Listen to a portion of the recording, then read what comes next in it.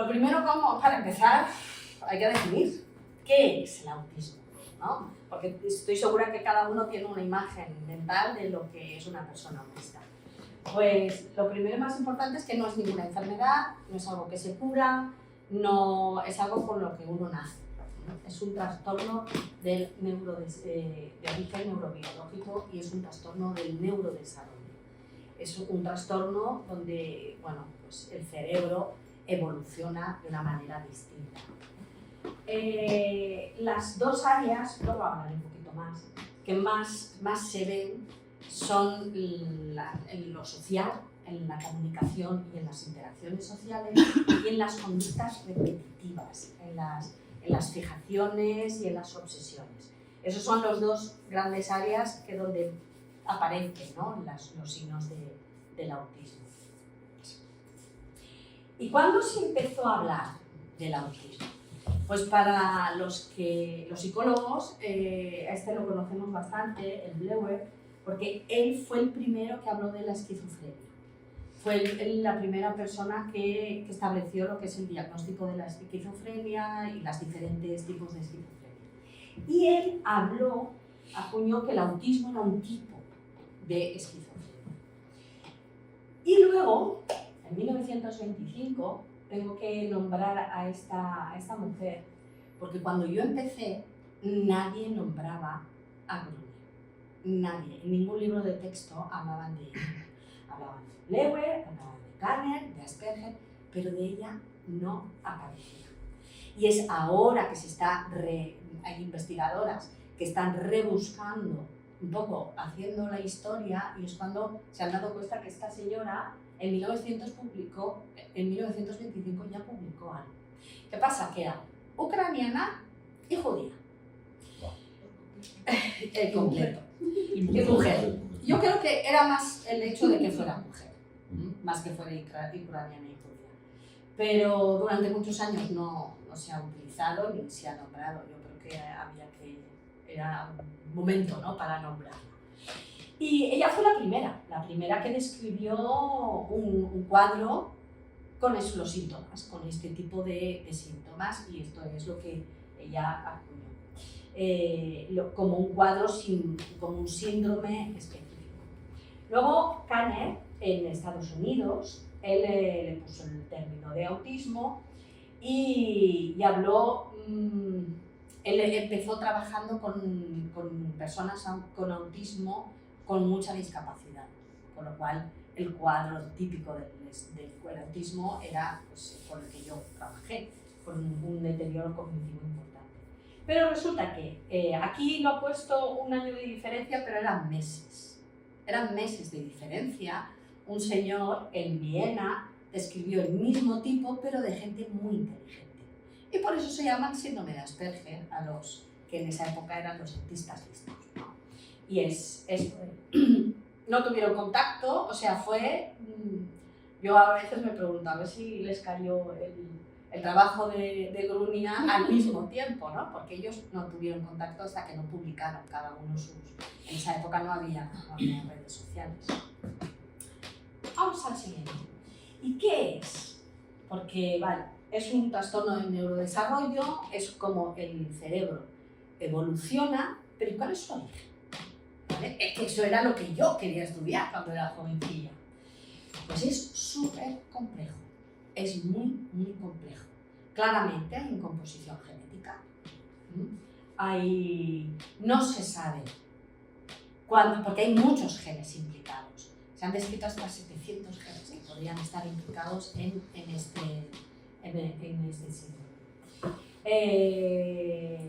Con lo cual, no se puede decir como en la trisomía, que es justamente un gen que se triplica o un gen, se habló del par 15, pero no, actualmente son muchos genes. ¿Qué ocurre? Que estos se supone que la manera de alterarse los genes es a través de la epigenética, que es como el ARN copia al ADN. Y es ahí donde hay 3 factores que hacen que hay un salto y no lo hace como debería hacer. Entonces, eso es lo que pues, provocaría el síndrome.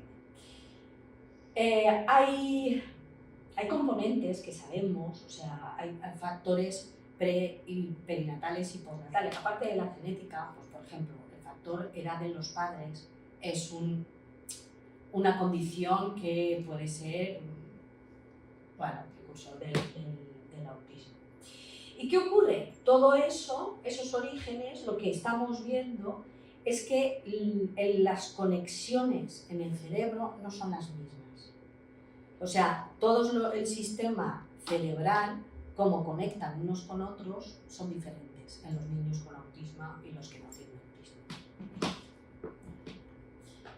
Entonces, ¿cuál es la diferencia? ¿Por qué antes era el trastorno autista y el Asperger y ahora se habla de trastorno del espectro autista? Y una de las cosas que seguro que os está sonando mucho es que hay cada vez más, cada vez oímos más. Ah, pues este no es. O pues yo pienso que soy. Es como, ¿hay una plaga? No. Lo que ocurre es que con este cambio de diagnóstico es mucho más fácil que personas que no tenían diagnóstico sean diagnosticados.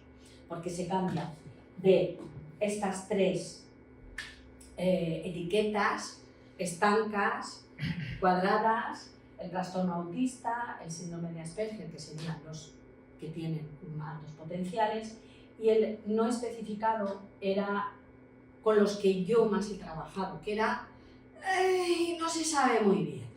No se sabe muy bien porque mira, pero tiene discapacidad, tiene conductas repetitivas, pues el cajón, ¿no? ¿Qué ocurre? En el 2013, que no hace tanto, en el 2013 es cuando cambian, bueno, para los que no conocéis, el DSM es la Biblia americana. En Europa, en algunos países se usa la Biblia europea, que se dice, pero la mayoría, muchos países, España, usa el DSM. Es la Biblia para los psicólogos y para los psiquiatras. Y entonces, en esta Biblia tienes todos los diagnósticos. La esquizofrenia, el trastorno bipolar, y con el DSM-5 ya se transformó esa manera de diagnosticar y ya se estableció como una dimensión, no como los 3 bloques, sino como el espectro. Y ahí cabían más, ahí caben muchas más personas con y sí, pero, pues los sí, peros sí que entran en el espectro autista. Antiguamente, antes del DSM-5, se diagnosticaba con esas 3, ¿no? La socialización, cómo la persona socializa, cómo la persona comunica, y la flexibilidad y la imaginación. Dificultad en la imaginación y dificultad sin flexibilidad. Y con el cambio de diagnóstico se hacen 2 bloques.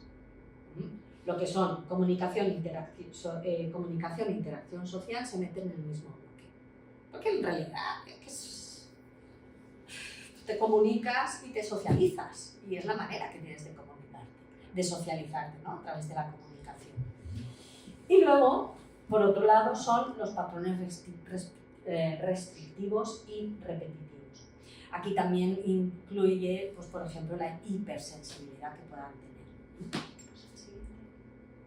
Eso es. Entonces, comunicación y interacción social. Las personas con autismo se acercan de una manera rara. Y ahí es cuando dices, uy. Y ahora, antiguamente, claro, era más fácil cuando distinguías porque igual ni siquiera hablaban, ¿no? Se acercaban y hacían. Y claramente decías, sí. O sea, una persona que se balanceaba de esa manera y hacía era muy fácil diagnosticar. Pero claro, cuando viene y te empieza a hablar, y te empieza a hablar de que se ha leído cómo se conduce un avión, que está aprendiendo a cómo pilotar aviones, que se conoce todos los modelos aviones y con un nivel de lenguaje muy bueno. Claro, ahí dices, no es el caso anterior, y ese es mucho más difícil de diagnosticar, evidentemente. Por lo cual, el acercamiento que tiene un acercamiento donde no hay un contacto de verdad, no hay interés en la persona.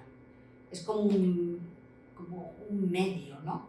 Recuerdo el caso de un niño donde se ponía encima de la madre, pero lo usaba como si la madre la usaba como si fuera un peluche, no realmente como ese contacto madre-hijo. Este era pequeñito y tenía alteraciones importantes. El tipo de contacto que establecen es un contacto como utilitario, no es real. Pero sí que hay una necesidad de contacto, sí que hay una búsqueda. Lo que pasa es que no saben hacerlo. Entonces, muy fácil, un signo muy fácil de diagnosticar es la no mirada. Es cuando te están mirando a la nuca.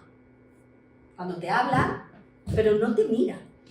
Ese es un signo. Pero no todos los jóvenes o todas las personas con autismo no miran. Y esa es la dificultad. La comunicación no verbal. Muchas veces tienen un lenguaje extenso, con muchísimo vocabulario, complejo, pero el tono, hay algo en su manera de hablar que... Recuerdo un niño que para mí fue el primer señal de alarma, ¿no? Tenía una cadencia en su lenguaje, era como si estuviera diciéndome lo que yo quería escuchar, como si se lo hubiera aprendido de una manera sin altos y bajos, monótono, era raro. Y luego, claro, había otros más signos, pues, por ejemplo, quería ser notario y estaba estudiándose todo el Código Penal, con 11 años. Con lo cual, hay otra, aparte de la monotonía, ¿no? En este caso, pero por ejemplo, pues también está una cosa que se llaman las ecolalias, que es que la persona repite lo último que tú has dicho. Me parece muy bien todo lo que has hecho. Todo lo que has hecho. Eso es una ecolalia. Que en una persona con una inteligencia o con un código, un CI alto, tú dices, ¿qué pasa? ¿Te estás cachorreando de mí?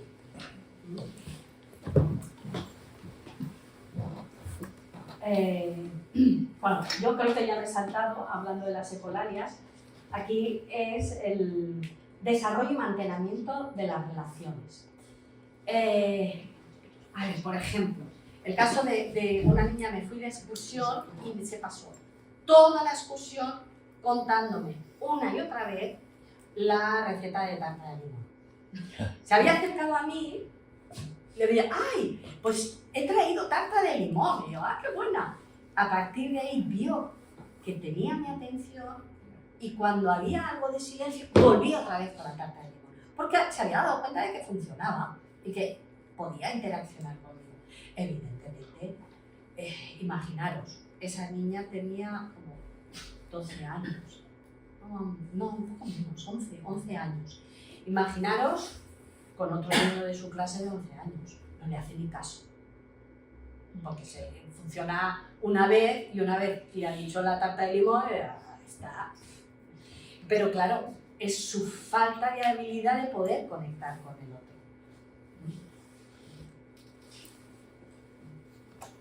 Vamos al siguiente, aquí. Aquí es cuando os hablaba de la ecolalia. La ecolalia, que es no solamente una alteración del lenguaje, sino también de repetición, de movimientos y repeticiones. Una de las pruebas, os comentaré cuál, para evaluar autismo, es que la persona adulta, son las personas que tienen lenguaje y son mayores de 16 años, se les pone que cuenten una historia pero la persona se tiene que poner de pie a una distancia de la mesa. Porque en realidad nos importa un pimiento la historia que cuente. Lo que se evalúa es cómo se mueve. Porque muchas veces eso ya te está diciendo. El movimiento, las manos, la niña de la tarta de limón, mientras hablaba así, se hacía los pellizquitos, no paraba de moverse, el balanceo, es como una necesidad a través del movimiento de autorregularse. Recuerdo otro este es muy gracioso, porque le gustaba muchísimo el movimiento de los objetos en el aire, pues por ejemplo las hojas, cogía hojas, se las ponía ahí y le gustaba cuando movían. Entonces fuimos de campamento y se volvió, flipó en colores cuando se tendieron las sábanas. Imaginaros, con el aire estaba ¡buah! Encantado de la vida, porque el movimiento le autoestimulaba. Aquí entraría lo de alinear juguetes, niños que juegan con los coches, no brum brum brum, no. Toc, toc, toc, toc. Es como un acercamiento extraño al juguete. El juguete no juegan pues, de una manera simbólica y tal, sino, pues por ejemplo, la ranita que hace crack crack, lo que hace la manera de jugar es dándole vueltas a la ranita. O sea, es buscando siempre una repetición, un patrón. Intereses restringidos, pues aquí estaría el chico que se aprendió el Código Penal porque quiere ser notario, ¿no? Es como obsesión y fijación. Y no hay cansancio, porque a nosotros podemos, hay veces que nos da por una cosa y a ver, ¿quién no se ha puesto una canción?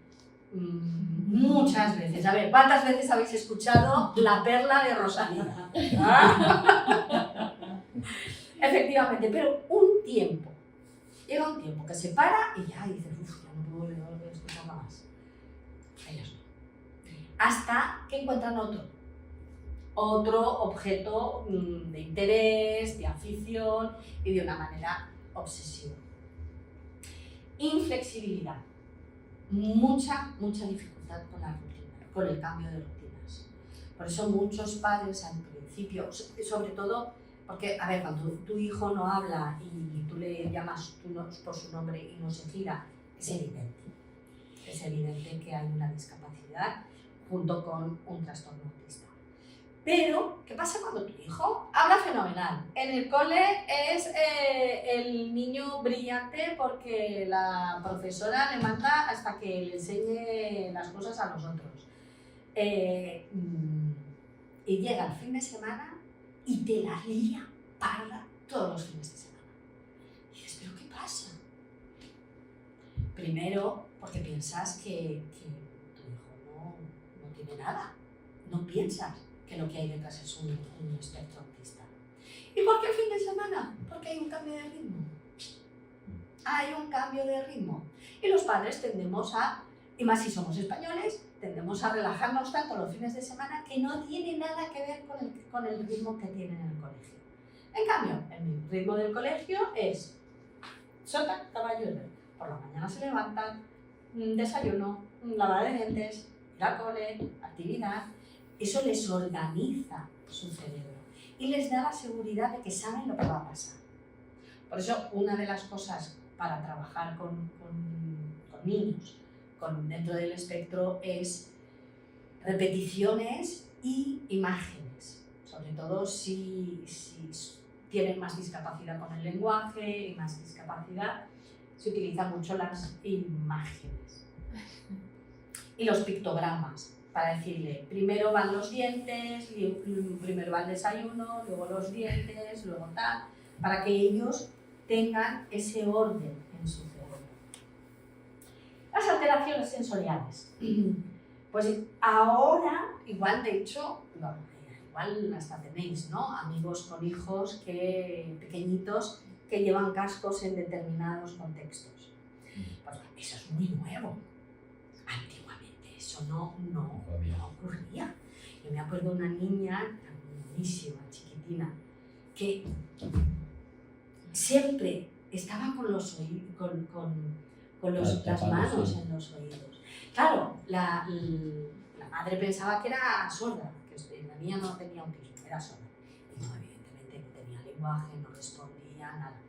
Y claro, en esa época es muy difícil saber qué es lo que le está pasando. Pero, evidentemente, esa niña lo hacía mucho más en determinados contextos, y es donde había mucho más ruido. Y se ponía así, porque era su manera de decir, de filtrar tanto ruido. Hay mucha hipersensibilidad al ruido, con lo cual en determinados contextos, centros comerciales, aglomeraciones, no. Eso es exponerlo a él y a ti como padre a una pesadilla. O sea, pero no solamente el sonido, también, por ejemplo, el sabor. Hay muchos niños dentro del espectro que, por ejemplo, no pueden comer sólidos, porque la sensación que tienen cuando la comida entra es como si lo percibieran con amplificadores, con lo cual, claro, el rechazo es tremendo. La ropa, determinadas ropa que tú no sabes por qué, si encima no tiene lenguaje, es muy difícil que te pueda decir, no puedo ponerme esto porque me pincha. Y lo único que hace es que se desnuda. Y tú vas detrás de él para ponerle la ropa porque tiene que ir al cole. Pero es que resulta que cuando le pones ese tejido, tú no tienes ni idea, porque para ti es el mismo tipo de tejido, a él está pinchando, lo está sintiendo. Entonces, el conocer estas posibilidades te va a ayudar mucho a predecir y a cambiar un poco el entorno. Y también es verdad que esto es como la perla de Rosalía. Dices, anda, ostras, a mí me molesta la gana, me pica mucho. ¿Seré autista? No. A ver qué consigues. Vamos allá. En la nueva clasificación, cuando se hace el diagnóstico, y por eso muchas veces dices, pero si es obvio, ¿para qué quieres diagnosticar si ya lo sabes, ¿no? Lo estás viendo. Pues muchas veces se necesita un diagnóstico y un diagnóstico oficial por justamente esto, para ver los niveles, no de deterioro, sino no se habla de deterioro, sino se habla de necesidad. ¿Cuánta necesidad tiene este chico y esta chica? La necesidad, ¿por qué? Porque eso supone que va a tener más ayudas en el colegio, más ayudas económicas. Por ejemplo, el hijo de una amiga que bueno, estaba encantado porque le habían dado el carnet de autista. Y dices, ¿en serio estaba contento? Pues estaba encantado, porque ya no tenía problemas en el colegio, ya lo trataban de otra manera. Los profesores no le ponían de este niño es un problemático, o trastorno desafiante. Y evidentemente con su nivel, pues madre podía aparcar porque tenía el permiso para aparcar en un discapacitado. En general esto es importante para eso, para el nivel de ayudas. Y también pues te da una pista de los tipos de intervenciones que tienen que hacer, ¿no? Bueno, ¿por qué he puesto esto? Pues resulta que en mi época, en Sicilia, años tal, siempre se decía que las niñas autistas eran muy raras, que la mayoría eran chicos. Y de hecho por eso se estudió mucho, ¿no? El género. Y resulta que no es tanto. Sí, sigue siendo mayoritariamente más hombres que mujeres, pero la brecha no es tan grande. ¿Por qué? Porque resulta que las chicas autistas aprenden mucho más rápido a camuflarse. Y sobre todo porque son listas. Las más listas, las que tienen más o sea, no es que sean listas todas, no, pero tienen menor discapacidad, con lo cual aprenden mucho más rápido qué es lo que es aceptado socialmente. Con lo cual, por eso es algo que se llama, ¿no?, el masking, el camuflaje, y es algo que hay que tener muy en cuenta, porque muy posiblemente estas conductas que la niña dice, uy, esto, y es que lo que hay es un espectro, está dentro del espectro autista. Lo que pasa es que en el colegio es de 10, y en cambio cuando llega a casa es cuando la lía parda.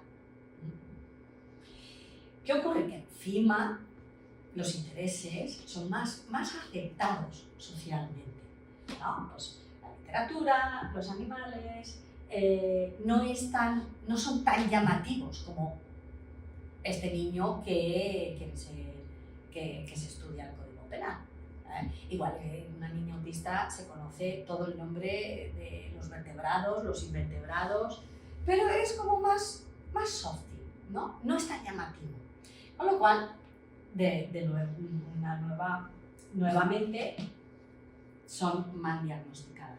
La mayoría de las mujeres con altos potenciales, ahora hablaré de ello, y dentro del espectro autismo, son diagnosticadas cuando son mayores.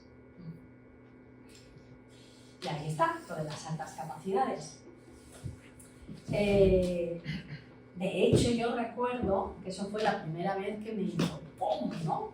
Después del 2013, un niño que vino a mi consulta que tenía unas reacciones, unos tantrums muy fuertes y unas reacciones de enfado y agresividad que evidentemente todos los profesionales minimizamos. La madre y los padres estaban saturadísimos, pero todos los profesionales minimizamos. Hasta que encontró un lugar que le dijeron, pues igual está dentro del espectro. Este niño tenía un CI de 140, era súper dotado y fracaso escolar. Claro. ¿Qué ocurre? No le interesa nada, claro. Nada. Súper difícil a la hora de concentrarse, a la hora de socializar, se aburría. Claro. Se aburría. Lo pillan Claro, 10 minutos. con 10 años ya te montaba un coche con motor y te lo hacía él solo, ¿sabes? O sea que muchas veces, y justamente esas reacciones de enfado y de ira descontrolada es lo que les hicieron a los padres tirar por el... Claro. Aquí en Europa continuamos diciendo que estas personas son anormales y en América parece ser que al contrario, lo recogen y se lo miman, ¿no? Los No lo dotados. No lo sé, la verdad es que no tengo ni idea de la diferencia en cómo se trata en Europa a América. También es verdad que en Europa va a depender de los países. Claro. Porque, por ejemplo, a ver, yo os estoy hablando, ya te digo, en el 89, en esa época de 89, 88, 89, 90, yo me he ido con autistas a una discoteca. Yeah. Y con discapacitados. Y me los he llevado a la playa, y, ¿sabes? Y era una reivindicación de la integración en la sociedad. Sí. Aquí yo he visto, pero muy pocos. Entonces, ahí la verdad es que no sabría decir si hay una gran diferencia. En España sí que es verdad, ya os digo, esto pasaba en España en los años, en los 80, principios de los 90. ¿Hay colegios para superdotados? Ejemplo, aquí, si conoces aquí en Bélgica. Ejemplo. Muy caros y muy pocas plazas. Sí. Vale. Igual como para la doble, ¿no?, excepcionalidad, que le llaman doble excepcionalidad, cuando hay autismo y superdotación, que es lo que antiguamente se llamaba Asperger. Claro. Ahora está dentro del espectro autismo. ¿Y qué ocurre? Evidentemente, enmascaran, son los reyes del enmascarar, no se les ve. No. Porque son los más rápidos en saber Ya este niño miraba perfectamente a los ojos, se relacionaba con los adultos de una manera súper amorosa, pero luego con los compañeros no había manera, o sea, no tenía ningún tipo de vínculo y de relación con ninguno de sus compañeros. Y adolescencia de autismo. ¿Por qué he puesto esto? Pues porque justamente si la adolescencia es difícil, en general, pues imaginaros si encima estás dentro del espectro autista. O sea, cuando eres pequeñito, bueno, pues estás con papá, mamá, tal, pero cuando llega la adolescencia se te exigen unas determinadas cosas. Se te pide que seas autónomo, se te pide que te relaciones. Las relaciones sociales son mucho más importantes. Ahí es cuando ¡bum!, hay una diferencia entre los adolescentes con y sin el espectro. Y evidentemente, pues tenemos que también hay enfermedades mentales y muchos aparecen en la adolescencia. Enfermedades mentales como trastorno depresivo, trastorno ansioso, en los niños, en los jóvenes con una dentro del espectro, ¿no? Y os estoy viendo ahora esto es a los que estabais antes, que os he hablado. Las dos palabras. Repetición de palabras. ¿No? Sí, sí. Es que como lo he hecho con la IA, digo, la IA no está lista, ¿eh? Me ha repetido lo de la necesidad sobre la sexualidad y luego aquí esto ni se sabe. Iba a decir una palabra que no. Pero bueno. Evidentemente, imaginaros, o sea, la educación sexual, si hay poca educación sexual, pues encima a los jóvenes adolescentes, ¿no? Me acuerdo en el siglo pasado, en un centro ocupacional con el que yo estuve trabajando, hice un programa de educación sexual de manera integral a padres, usuarios, que eran personas adultas con discapacidad, y a los profesionales. Y bueno, lo puse en marcha, tal, y al tiempo me fui con ellos de excursión, porque seguía teniendo contacto con ellos y tal, y recuerdo que ninguno de los monitores que seguían allí, de los profesores, ninguno se percató, pero yo sí, porque hacía tiempo que no los había visto. Y es que en el autobús que íbamos de excursión había puesto una película y había salido una pareja besándose. No le habían hecho ni caso, como cualquier adolescente, o sea, no le hubieran hecho ni caso. Y yo me acuerdo las reacciones de cuando yo estuve allí haciendo el programa de educación sexual, eran de ¡wow! ¡Wow! De escándalo. Y cómo el programa de educación sexual había influido en que ya estaba igual. Que es la reacción típica de un adolescente, que ya está igual. O sea que sí que es muy importante, que igual que hay programas de educación sexual en adolescentes, en las personas dentro del espectro también. Sí. Y vamos allá. A ver, algo que supongo que a todos nos preocupa, cómo saber, ¿no? Cuando tienes un hijo o estás pensando en tener hijos, cómo darte cuenta o cómo... Pues hay señales y súper importante. Cuanto más pronto se detecta, más pronto se puede intervenir. Y aunque no se cure, sí que la plasticidad neuronal existe igual. Con lo cual, cuanto antes se trabaja con el niño, mucho mejor va a tener de pronóstico de adaptación a su vida. Con lo cual, los 12 meses. Yo me acuerdo cuando nació mi primer hijo, todo el tiempo iba, a ver, ¿me mira o no me mira? ¿Me mira o no me mira? Exacto, el contacto visual. Esta cosa que es mirar a tu bebé y que tu bebé te mira, que tú le haces y el bebé hace pues esto es muy importante. Y esta es una primera señal. Que si no hay, ya hay que empezar a tener las alarmas. No hay que panicar, pero la alarma. Responder al nombre. De hecho, esto es una de las de las actividades en la prueba diagnóstica, que tú le llamas Paco y Paco no se gira. Un bebé sin autismo a determinados meses ya se gira, ya se reconoce de que es él. Y evidentemente al año ya se reconoce en ese momento. El no señalar. Cuando los niños pequeños quieren algo, enseguida te lo hacen con el dedito y ¡eso! ¡Quiero eso! No señalan.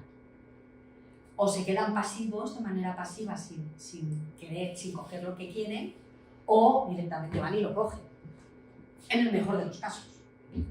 Pero no son capaces de señalar de quiero esto, ¿me lo das? O pásamelo con el dedito.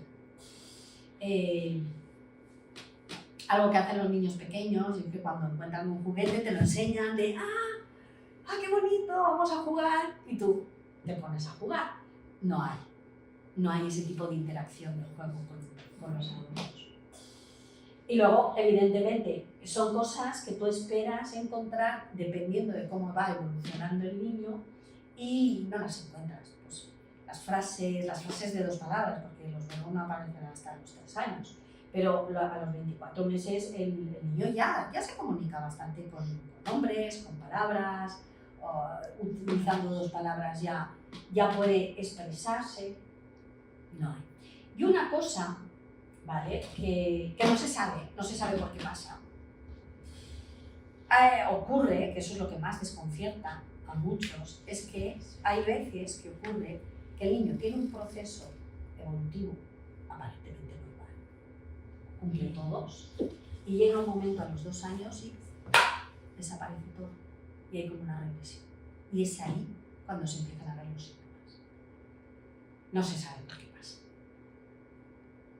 No se sabe qué es lo que le está pasando al cerebro en ese momento para que el cableado no siga por donde tiene que seguir, sino que haya un parón y se quede así, en la regresión, y se llama la regresión, que no es en todos los casos, pero está descrita. Y luego, las pruebas diagnósticas. ¿Para qué era importante lo de los niveles, ¿no?, de deterioro? Pues no es fácil. No es fácil encontrar profesionales que hagan los diagnósticos. En general son 2 las básicas, el ADI y el ADOS. ¿Y por qué es muy difícil encontrar profesionales? Porque son carísimas. El ADOS es muy caro. Y os lo digo como profesional, que yo estoy acreditada y no la tengo. ¿Por qué? Son 4.000 euros. Con lo cual, claro, imaginaros, para un profesional comprar una prueba de 4.000 euros, tienes que cobrar mucho para poder rentabilizarlo. Con lo cual, diagnosticar es muy caro. Es muy caro. Un buen diagnóstico con estas pruebas. Y luego hay otras, pues por ejemplo, hay que pasar otras para ver el CI, el coeficiente intelectual, otras entrevistas con los padres. No solamente es esa, sino que es un grupo para abordar el máximo y que se pueda saber el máximo, porque lo más importante no es simplemente el diagnóstico, sino saber también la intervención, en qué áreas va a necesitar más intervención. Y bueno, el futuro, pues es súper importante que la intervención tiene que ser ajustada a la persona. Por eso es individualizado, son programas muy individualizados pensando en lo que le falta a esa persona y donde necesita reforzar, ¿no? Y evidentemente, cuanto antes mejor, cuanto antes se detecta y antes se empieza a trabajar mucho mejor, y necesitamos todo un grupo de terapeutas, desde el psicólogo, el logopeda, el médico. Muchas veces hay también problemas físicos relacionados, pues, por ejemplo, recordar, la persona que no podía tragar sólidos se alimentaba de líquidos, necesitaba un nutricionista para que pudiera ayudarle a conseguir esos nutrientes, ¿no? O sea que el enfoque es multidisciplinar. Y una cosa muy importante y que desgasta mucho es que supone una gran implicación para las familias. O sea, porque son ellos los que tienen que trabajar. Porque el profesional un ratito, se lo llevas, haces el trabajito y luego para casa. Pero para casa tú tienes que hacer los pictogramas, utilizar sistemas de comunicación alternativo, tú tienes que adaptar un montón de cosas de tu vida y de tu familia cuando hay un miembro de la familia que tiene dentro del autismo. Con lo cual, bueno, yo hay unas veces que he visto, ¿no?, en algunas circunstancias, alguna mamá o algún papá con claramente un niño con discapacidad y autismo, gritando, el niño gritando y con un comportamiento disruptivo, y siempre pienso, qué mal lo estarán pasando. Porque sí, porque es difícil gestionar ese tipo de cosas. Con lo cual, ellos también necesitan intervención. Y bueno, yo creo que ya está, ya os he soltado todo lo que sé. Ahora es cuando os toca a vosotros preguntarme y bueno, comentarme determinadas cosas. Y espero que haya sido por lo menos enriquecedor. He leído últimamente justamente que hay unas universidades ahí en Valencia han encontrado algo para ensayar de regresar el autismo. ¿Lo has leído? No, ¿en la Universidad de Psicología? Sí. Pero Voy seguramente a será confiar. una molécula o algo que... A ver, a mí me sorprendería, ¿Sí? porque estamos hablando de algo genético. Genético, claro. Claro, sí que es verdad que con todas las terapias de ARN que están haciendo, yo me pregunto, ¿es posible que pueda ser, que encuentren algo, ¿no? Sobre todo, pero interviniendo en eso, en la modificación de ARN. Creo que sea... ¿Con un medicamento? No lo sé. La verdad es que no tengo ni idea. Ahora me has picado la curiosidad y voy a preguntar. Sí. ¿A partir de qué edad se diagnostica? 12 meses. 12 meses. Pero lo que veíamos antes, o sea, hablas de 12 meses a 2 años, pero yo, o sea, tengo varios amigos ya que me sorprende que entre los 3 y los 5 años de repente se dan cuenta que sus hijos son autistas. Y es como, no sé si porque lo reconocen más en el colegio, porque es esa época de aprendizaje de los 3 a los 5 quizás un poco más fuerte, pero tengo varios grupos de amigos que es ahora entre los 3 y los 5, entonces yo me preguntaba también si lo habían visto a los 12 meses y decían que no, que lo están viendo ahora entre 3 y 5 años. Claro, es que justo. O sea, puede ser... Con primeros meses igual No, se yo no enfocan. porque es leve. las No psicólogas enfocan de mucho. trabajo que siempre dicen que son muy pequeños para diagnosticar. No, a partir de... Lo que pasa es que Por ya eso te el digo, extremo. o sea, Claro. es que no es fácil. O sea, para poder diagnosticar a un bebé de 12 meses necesitas lados. Y el lado son 4.000 euros. Claro, es un baúl lleno de juguetes. Ya. Y entonces tú ya vas mirando y hay un protocolo especial, ahora ha salido para toddler, para niños de... Sí. Pero evidentemente antes tú ya vas mirando cuando los signos signos. Sí. A 2 años seguro ya se puede. Sí. El diagnóstico con la etiqueta. Y sí puede ser que no los hayan captado o que se refiera a ese fenómeno. O que sospechase. Que eso ocurre. Y eso ocurre después de los 2 años. Sí, alrededor. Sí.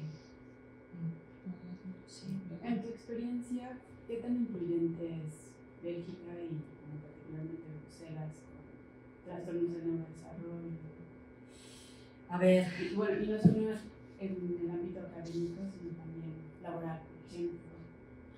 pues mira, yo creo que depende mucho del coeficiente intelectual de la persona.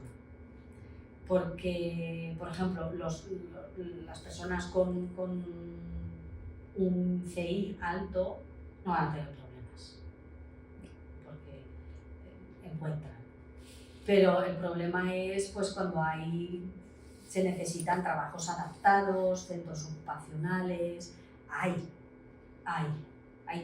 centros ocupacionales donde hacen son empleos tutelados, donde no hay jefes. Los jefes son profesores.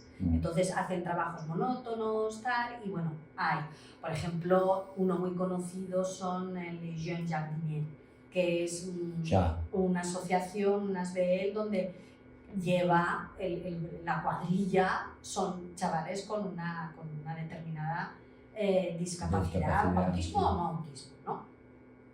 Y llevan un monitor que es el jardinero jefe, pero también tiene, bueno, pues sabe trabajar con estas personas, ¿no? O sea que sí que hay determinados espacios donde normalmente son asociaciones que reciben ayudas y son las asociaciones donde hacen ese tipo de empleo especial.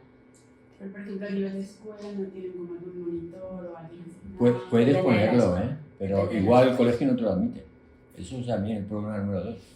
¿No admiten a los niños? No, que no admiten que traigas a un Al profesional en clase. Ay, imagínate, Hay colegios que sí que los ponen. se los ponen. Hay colegios que sí, que tienen una figura de apoyo, Correcto. incluso los sacan para determinados trabajos y tal. Yo creo que depende mucho de los colegios, porque también es verdad que Bélgica no tiene un currículum educativo unificado. En la parte francófona ya estoy Una seguro cosa, que y dentro de los francófonos tampoco, o sea, No. no hay un currículum. Lo que pasa es que todos los niños pasan luego por el CBO, exacto. el examen que ya los distribuye, ¿no? Y eso, digamos, es lo que unifica el currículum, pero al principio nada. Para esta persona que decíamos anteriormente que era muy inteligente, o sea que, claro, no le interesaba nada en clase porque en 5 minutos habían comprendido y entendido todo, pero cuando llegó a la secundaria lo tenía súper complicado. Entonces lo único que tuvieron de hacer los padres es llegar a la escuela libre, o sea, pasaba 2 años en una y hizo unos exámenes. Era una escuela Si te presentas y todo el asunto libre, Sí. y entonces ya tienes un jurado, ¿no?, que te dice cuáles son las actitudes, pero que si no he encontrado ninguno en la parte francesa. Aquí lo que sí hay mucho desarrollado es eso, ese tipo de escuelas del homeschooling, Exacto. donde tienes que estar o tienes que Te lo aprendes unos por ti mismo y pero después te haces un tú jurado haces el central programa. en el cual te dicen, pues sí, estás apto, ¿no? Pero que eso, el chiquillo lo tuvieron que sacar del colegio. No, es imposible. Y siempre estaba castigado, siempre malas notas, primer y segundo año, secundaria, cuando estaba los últimos era imposible. Más adolescencia, imagínate. Guau. Menuda bomba. Pero tenía un QI, vamos. Para los autistas con altas capacidades, ellos son capaces de identificar Sí, se dan si cuenta. se dan cuenta y de adaptarse involuntariamente o es más involuntariamente como una reacción de supervivencia. A ver, hasta que se reconoce es supervivencia, es adaptación y es querer formar parte de. Luego ya se dan cuenta y forma parte también del aprendizaje, ¿no? De ser autoconscientes del trabajo personal que hacen de reconocerse, ¿no? De, pues sí, esto es lo que hago yo, esto tal, y muchas veces lo van a aplicar de manera consciente. De, pues sí, pues esto yo sé que no me gusta, pero voy a hacerlo un rato y ya sé que quedo bien y me voy, ¿no? O sea que también depende del nivel de conciencia y del nivel de conciencia de su propio yo, porque si ha sido diagnosticado con 23 años, ha crecido con la idea de que es un bicho raro y que nadie lo hace. Sí, correcto. Y luego los traumas de bullying. Perdón. No. Yo no soy profesional sanitario, simplemente tengo un hijo con autismo que está entrando en la baja autismo. Dentro del espectro, no un caso muy grave, está entrando en la adolescencia ahora y además perdió a su madre hace 3 años. Entonces quería saber si conoces algunos recursos de cara a esa fase de la adolescencia que me preocupa bastante, que pueda, además de la terapia individual, que pueda utilizar aquí en Bruselas o... Para trabajar Para la trabajar un poco educación la educación sexual o todo. la integración dentro de la adolescencia. Pues no tengo ni idea, porque muchos están a través de la escuela, pero claro, muchas veces la escuela no llega. Hay agrupaciones, pero no sé decírtelo, pero seguro que hay. Sí, yo creo que sí. Hay una, lo que pasa es que ahora no me viene el nombre. Pero te lo voy a buscar. Si quieres, me das tu teléfono y te voy a buscar algún recurso. Porque lo que pasa es que no sé si trabajan con adolescentes. Yo sé que con niños pequeños sí que trabajan, que yo tengo en mente. Pero bueno, a través de esa puedo enterarme. Claro, pues ir ahí yo. Y sí, lo que pasa es que, claro, ahí, si ya hay que hacer el duelo en cualquier niño que pierde una madre, hay que hacerlo, pues claro, hay que hacer el duelo también teniendo en cuenta sus características, ¿no? Sí. ¿Cuántos años tiene? Hace 12 ahora. 12. Sí, que empieza ahora con el Sigue siendo un niño, pero claro, el niño llega al instituto, entonces me preocupa. Claro. Sí, pues si quieres luego me das el teléfono y voy a ponerme a buscar recursos.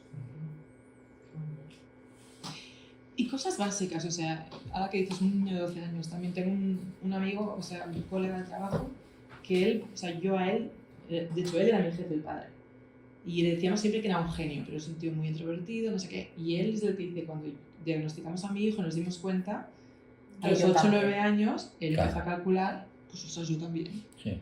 Y me hace gracia porque él ahora está jubilado, y ahora están con el niño, bueno, ahora pasó los 12, 13, pero toda esa época recuerdo hablando con él y era fascinante como decía, pues estamos haciendo esto, y cosas de que si es un poco más complejo, que si tiene que ir a la parada del bus, para luego hacer deporte, y hay que recordar un poco más según qué cosas, pero poco a poco se fue acostumbrando. El caso de él también acabaron medicando durante una época porque sus niveles de energía eran dependiendo de la parte del día, o sea, él estaba más activo según qué horarios del día, no se podía enfocar, no sé qué. Hubo una época que pues, fueron probando varias cosas y lo medicaron para bajar un poco, no sé, hasta dieta, de que sí, cafeína, no cafeína, cosas así. Pero fue fascinante y luego en la adolescencia había una especie de grupo, pero eso estamos hablando de Inglaterra, pero cuando hablas con el padre y él te contaba, ostras, pues yo estoy viendo esto con mi hijo y yo soy un poco igual. Sí. Y es un genio, ¿eh, el padre? Un genio. Muchas veces, a ver, por eso es la herencia. Hay un componente hereditario muy grande. O sea, la estadística, no me acuerdo exactamente el dato, pero la probabilidad de que si un niño está diagnosticado autismo, la probabilidad de que un hermano también lo sea es muy alta. Entonces, claro, de padre a hijo, y eso ocurre mucho, que ahora dentro se les diagnostica y los padres o las madres dicen, ostras, pues yo también. Y lo que pasa es que han aprendido a camuflarse y a ir adaptándose para estar dentro de la sociedad, claro. Sí. Lo de la medicación, no hay una clara medicación, porque normalmente se da medicación para los síntomas. Pues eso, si está muy hiperactivo, pues entonces van a ir probando medicación para la hiperactividad. Si está muy apático, pues igual un antidepresivo, ¿sabes? Determinadas medicaciones probando, pero no porque estén actuando con el autismo, para disminuir el autismo, sino con los síntomas. Es verdad, la falta de concentración que tenían unas horas que no tenían otras, era un poco así. Exacto. Es verdad. Sí, porque justamente, o sea, muchas veces puede el diagnóstico del trastorno de la atención puede estar ahí. Claro. Que dices, ay, parece que una mamá el otro día me preguntaba, pues yo a su hija la diagnosticaron con trastorno de la atención, pero ella piensa que hay algo más. Yeah. Porque hace cosas, siempre ha ido mal con las relaciones sociales, se ha sacado una carrera de inteligencia emocional tocándose la nariz, inteligencia emocional, inteligencia artificial. La famosa ley que no sabían joder. Sí. Y entonces, claro, le dieron medicación para la falta de atención. Nada. O sea que justo, y muchas cosas que hasta que... Caso por caso. Sí.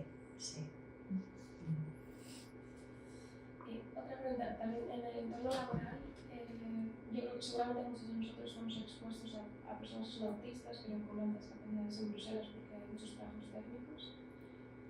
¿Cómo nos debemos de comportar nosotros? Porque hay veces que uno trata también de ser empático y comprender la situación, pero otras veces veces se te acaba la paciencia también en ciertas situaciones, pero no tienes una relación familiar donde bueno, puedes también tener tiempo para dedicarle. ¿Cómo se puede actuar en esos casos? A ver, esta pregunta es la pregunta para pillarme. Ya. Porque evidentemente dependerá de la situación. Sí. Porque supongo que hablamos y la dificultad laboral más fuerte será con las rigideces. Sí, totalmente. Es decir, si se ha puesto tiki-tiki y Sí. tú a mitad de camino ves, uy, no, por aquí no vamos bien, Sí. pero él se ha puesto tiki-tiki, Sí. cámbiaselo.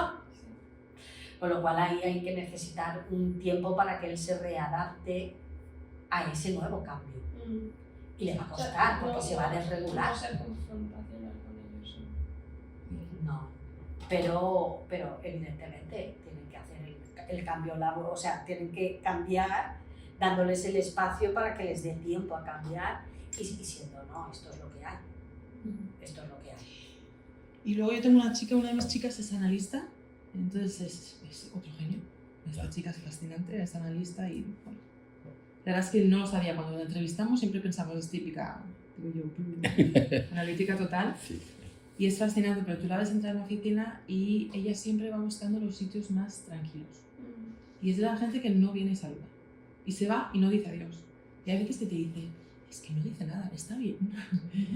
Y luego las que vienen está perfecta. Simplemente que ella no entra, o sea, está directamente ya va pensando, se mete en sus 50.000 Excels, a veces se pone hasta los cascos, con 3 pantallas así, y dices, pero ahí estás en tu esquinita trabajando. Y de hecho fue ella la que un día se abrió y dice, yo me diagnosticaron de pequeña, he trabajado mucho durante los años, y son cosas así que, o sea, no me doy cuenta. Y, o sea, entonces voy buscando espacios tranquila porque es cuando puedo concentrarme. Volvemos a la concentración un poco. Ya. Entonces tenemos un acuerdo en que va a la oficina los días más tranquilos y que, para ella, o sea, tenemos el acuerdo para ayudarla un poco, se va moviendo de sitio. Entonces hay días que se siente, ahora por ejemplo le hemos puesto en contacto con otro chico que también es Asperger, de hecho, y a veces se sientan juntos, tiene como un buddy. Y entonces va buscando entornos que se siente más cómoda y es como, venga, cada semana algo nuevo, pero una vez por semana. Y si no, o sea, poco a poco. Y por ejemplo, ella hablaba de una técnica que tiene, cuando está a punto de saturarse, por ejemplo, fue una cena de Navidad y se volvía loca. O sea, para ella eso es la pesadilla. Número 1. Claro. Exacto. Entonces ella en un momento dijo, no, yo cuando me es demasiado ruido, ella decía, había demasiado ruido, Sí. y luego te lo explica. Dice, pero tiene una técnica que son 3, 3, 3 y 3, decía. Entonces tengo que pensar en 3 cosas, enfocarme en 3 puntos visuales y escribir 3 cosas o algo así. O sea, ella va con una libretita. Claro. Son técnicas. Ya. Sí, son sistemas Ya sale del túnel para ella. autorregulación. Claro. Eso para Exacto. mí es lo más challenging. Ya. Que encontrar el cómo regularse el Pero niño. estamos hablando de una persona mayor. ¿No? Claro, pero y porque lleva mucho trabajo. Y lleva Pero mucho cuando trabajo. ella fue pequeña en un momento determinado. Ya. Muy trabajado. Entonces, hasta eso ya es una evolución. Pero con 10 años, ¿cómo encontrar esos mecanismos para autorregularse? Muchos lo hacen con la comida. ¿Así? La comida les calma, sí. Es verdad. Pero no todos. Sí. No sé, yo puedo hablar de una persona que conozco y tú también, que la comida es un desastre. Más de 5 minutos sentados. Sí, por eso no son todos. No son todos. Por eso lo challenging en esto es encontrar cuál es el sistema de regularse cada uno. Claro. Por ejemplo, hubo una época que entre los jóvenes había una cosa que es, no sé qué feature, es que no sé cómo se llama. Spinner. Eso que lo ponías correcto, así sí, y daba sí, vuelta. sí. Claro, Sí, sí, sí. eso era bum, bum, bum, ahí te quedabas y claro, muchas veces les ayudaba justamente a regularse, porque lo que les ocurre es Sacaba todo hay el una plus que tenía en ese momento. Exactamente. Una pequeña frustración que a todos Ya. nos puede pasar, o a un crío o un adolescente le puede pasar esa frustración, en ellos está amplificado, con lo cual se desregula. Claro. O sea, es encontrar justamente esos mecanismos. Para mí eso me parece lo más difícil. Lo más difícil, encontrar esos puntos de regularse.